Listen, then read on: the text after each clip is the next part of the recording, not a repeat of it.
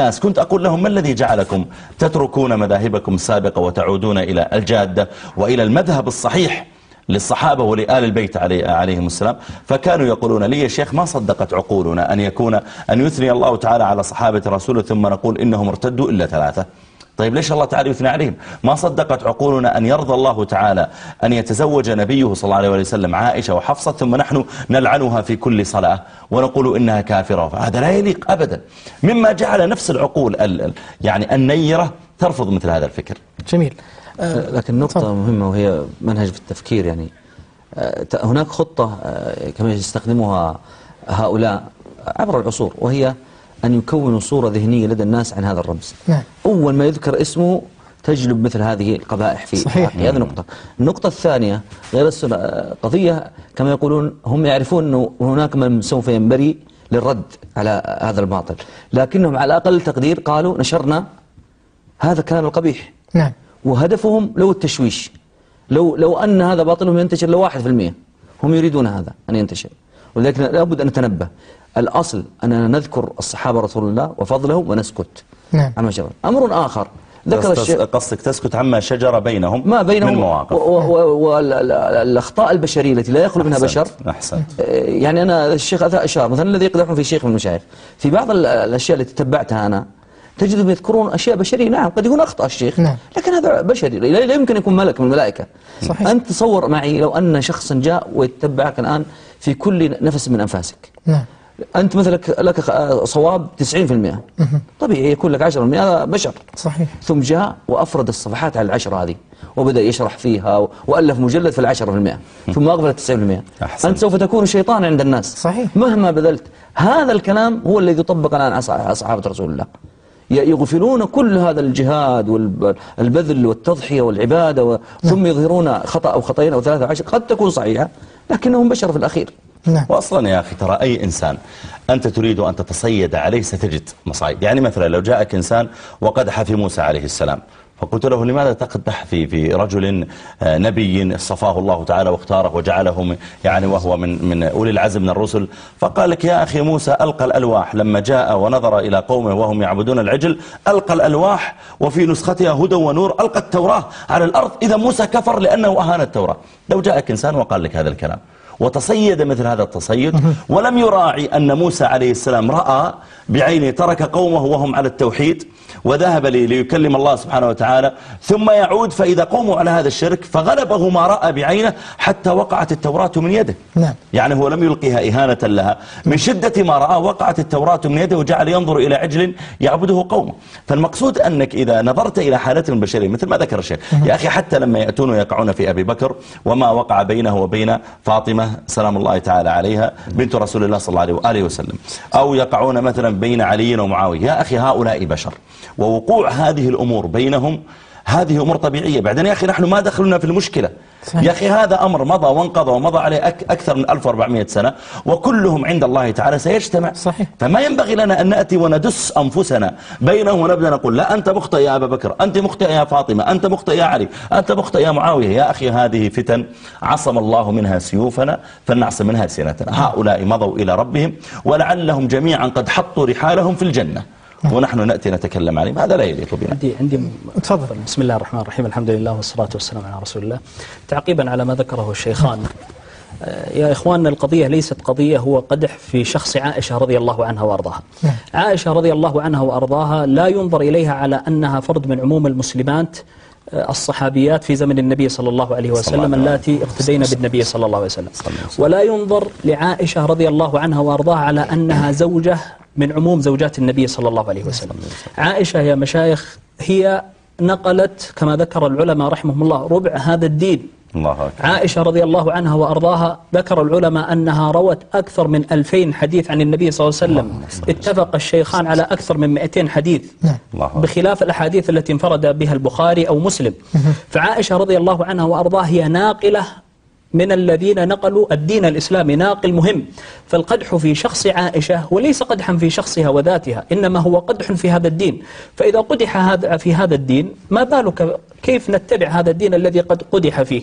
وفي الحقيقة يا مشايخ، يعني أنا حابا يعني أبدأ في قضية أن الصحابة رضوان الله عليهم كانوا ينظرون إلى عائشة رضي الله عنها وأرضاها نظرة علية، وينظرون على أنها قد حازت مرتبة جلية لمكانتها من النبي صلى الله عليه وسلم. بل اسمع إلى هذا الصحابي الجليل وهو أبو موسى الأشعري رضي الله عنه وأرضاه ماذا يقول؟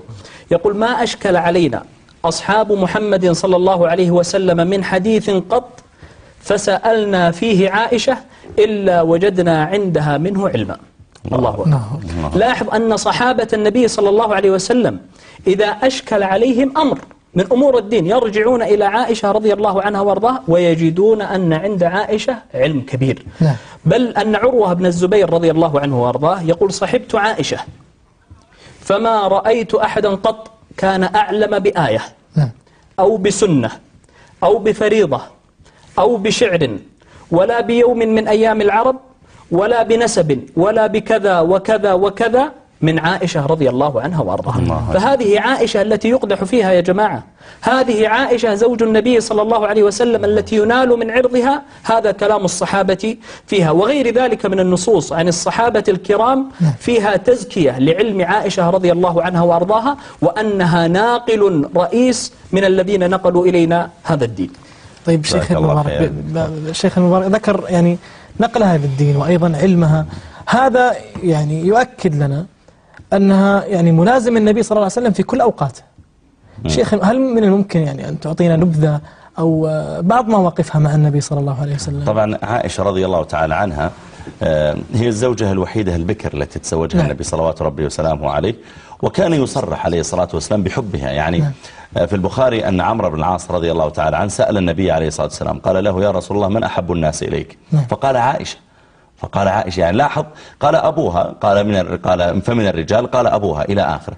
فالمقصود أن كان لها قدر عند النبي صلى الله عليه وآله وسلم، وكذلك كان النبي صلوات ربي وسلامه عليه يمازحها ويلاطفها، وكان يحبها يعني حب الرجل وعشقه لامرأته. يعني حتى إنها كانت تشرب من الإناء فيأتي ويضع النبي صلى الله عليه وسلم فاه على موضع فيها من الإناء ويشرب، وكانت تتعرق العرق، يعني تأخذ مثلا قطعة اللحم فتنهش منها تقضم منها قضمة، فيأتي النبي عليه الصلاة والسلام ويضع موضع فمه على موضع فمها ويقضم منها. شوف يا أخي المحبة. بل حتى عند مرض وفاته عليه الصلاة والسلام كان يتشوف ويتشوق إلى أن يكون في بيتها، فكان في كل يوم يقول: أين أنا اليوم؟ أين أنا غدا؟ يسأل، يعني لعله يقال أنك عند عائشة. فعلمت نساؤه أنه يرغب أن يكون عندها، لأن كل يوم يسأل: أنا بكرة وين؟ لأن حتى في مرضه عليه الصلاة والسلام لم يدع أن يقسم بين نسائه من عدله صلوات ربي وسلامه عليه. فتقول عائشة: حتى قبضه الله تعالى. طبعا زوجات النبي عليه الصلاة والسلام لما رأينا أنه يرغب أن يكون في بيتها جاء يعني تنازلنا له وصار في بيتها. فتقول عائشة: ثم قبضه الله تعالى في بيتي وبين سحري ونحري. يعني النبي عليه الصلاة والسلام لما نزل به الموت واشتد عليه خروج روحه الشريفة الطاهرة المباركة صلوات ربي وسلامه عليه، رفعت عائشة كتفيه واتكأ صلى الله عليه وآله وسلم على صدرها وهو يشهق يموت كما يموت البشر. قل إنما أنا بشر مثلكم إنك ميت وإنهم ميتون.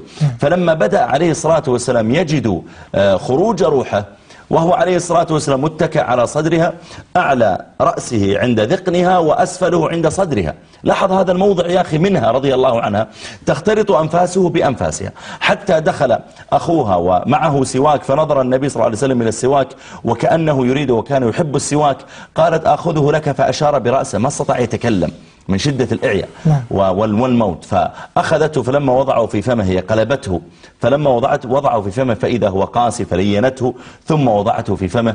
فآخر حياته اختلط ريقه بريقها وأنفاسه بأنفاسها، تحيطه بحب الزوجة وحنان الأم، ويموت النبي صلى الله عليه وسلم متكئ على صدرها.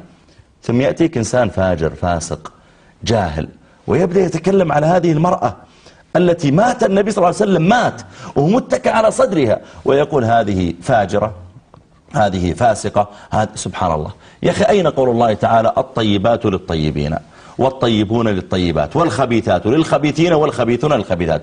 إذا كانت عائشة رضي الله عنها بالوصف الذي يزعمونه من الخبث، فهل النبي صلى الله عليه وسلم يكون كذلك؟ يا أخي كيف يرضى الله تعالى أن رسوله صلوات ربي وسلامه عليه يموت على صدر امرأة بهذا الوصف؟ فحقيقة الأمر كبير. لذلك أنا أقول لا ينبغي فقط أن يقام فيه مثل هذا اللقاء، كلا يا أخي، بل تنشأ مواقع الإنترنت، تقام الحلقات، تنشر المواقف بينه وبينها من ممازحته لها عليه الصلاة والسلام. يا أخي أي حب أعظم من أن يعود معها صلى الله عليه وسلم من سفر أو من غزو فيأمر الجيش أن يتقدم عنهم، ثم يقول يا عائشة انزلي من الهودج فتنزل، ثم يقول تسابقيني فتسبقه، ثم يسبقها المرة التي بعدها ويجعل يضرب بين كتفيها ويقول هذه بتلك.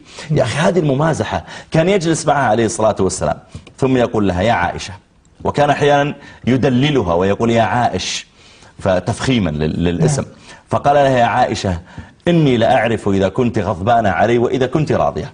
قالت كيف تعرف؟ سواليف يا أخي بينه وبينها من يعني محبته ولطفها معه وارتياحه إليها. فتقول كيف تعرف؟ قال إذا كنت غضبانة تقولين لا ورب إبراهيم، تحلفين برب إبراهيم عليه السلام، وإذا كنت راضية قلت لا ورب محمد عليه أفضل الصلاة والسلام على إبراهيم. قالت صدقت يا رسول الله، والله لا أهجر إلا اسمك. وكانت رضي الله تعالى عنها صوامة قوامة، حتى إن رسول الله صلى الله عليه وسلم كان إذا صلى من الليل وهي نائمة أمامه، لأن البيت كان ضيقا، حتى يقول الحسن البصري قال كنت أدخل بيوت النبي عليه الصلاة والسلام يعني بعد وفاة النبي عليه الصلاة والسلام، لأن الحسن تابعي ليس صحابيا. يقول فألمس، يقول وأنا غلام فألمس سقفها بيدي، فكان البيت صغيرا أصلا، فكان إذا أراد أن يوتر عليه الصلاة والسلام أيقظها فتقوم تصلي آخر الليل معه. يا أخي هذه المرأة التي في عبادتها وفي ورعها وفي زهدها وفي علمها كما تفضل الدكتور عبد العزيز، وفي كيف كان أبو موسى يقول كنا إذا أشكل علينا شيء الصحابة مباشرة يتوجهون إلى عائشة رضي الله تعالى عنها. بل يا أخي عروة بن الزبير سألها يوما قال لها يا أمة لا أعجب من علمك بالفقه ولا من علمك بالحديث، ما أنت صاحبة أعلم الأمة رسول الله صلى الله عليه وسلم، لكن ما خبر علمك بالطب؟ أنت حتى طب عندك معلومات في الطب. فقالت له رضي الله عنها قالت إن الأطباء لما مرض النبي عليه الصلاة والسلام كانوا يأتون إليه فيصفون له الدواء. يعني يقول له أحدهم مثلا يقول يا رسول الله إن كنت تشكو من جانب بطنك الأيمن فإن العشبة الفلانية كذا الدواء الفلاني لأن هذا مرض كذا، وإن كان الأيسر فإن ألمتك رجلك، فكانت تحفظ لأنها ذكية يا أخي.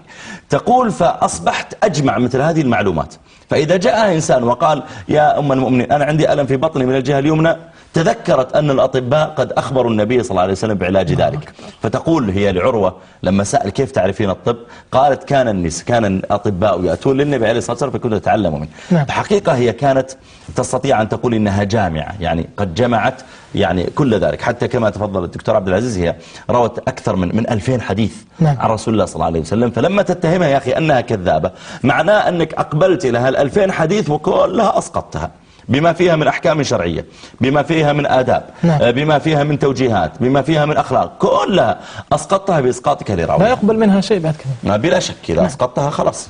بالحديث بكلام الشيخ عن ذكرها بحديث النبي صلى الله عليه وسلم، ما هي الأسباب لكثرة الحديث التي ترويه عائشة رضي الله عنها؟ نعم، يعني قبل أن أذكر ما هي الأسباب لعلكم بس تقفون معي إلى ما قاله مسروق رضي الله عنه وأرضاه. وهو تابعي من كبار التابعين. حينما سئل يعني سألوا مسروق هل كانت عائشة تحسن الفرائض؟ يعني يقولون الذين يقدحون في عائشة في زمن علي رضي الله عنه وأرضاه، فكان يقول لهم مسروق يقول والله لقد رأيت أصحاب محمد صلى الله عليه وسلم يسألونها عن الفرائض. وفي رواية أخرى عن مسروق رأيت مشيخة رسول